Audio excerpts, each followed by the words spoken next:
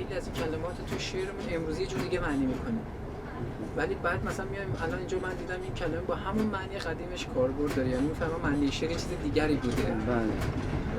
خیلی لذت بخشه وقتی شما یک کلمه ای رو کشف میکنید با یک معنی قدیمش. همین امروز همین همسایه‌های بغلی یک کلمه ای رو کودک رو مثلا با هم صحبت می‌کردیم. کودک مثلا تو کشور من دیگه زیر 6 ساله، ولی شما الان کودک رو 6 7 8 سال بشید پایه مثلا 6م 7م صنف 6م 7م هم بهش میگید کودک، درسته؟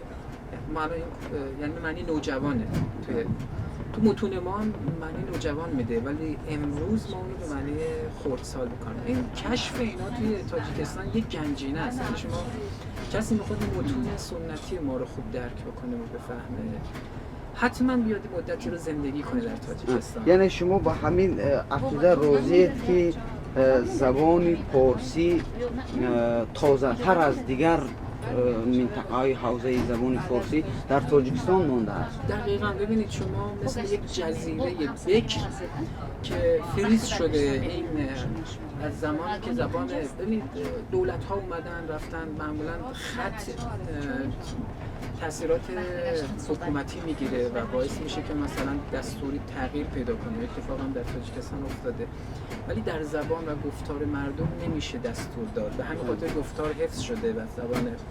حالا شما میگید تاجیکی، ما میگیم فارسی، فرق نمیکنه، اسما مهم نیستن.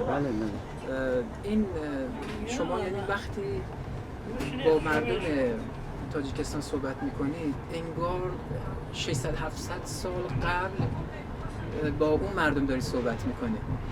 حفظ شده زبان و ما از این بابت شاید بگیم که باید خدا رو شاکر باشیم.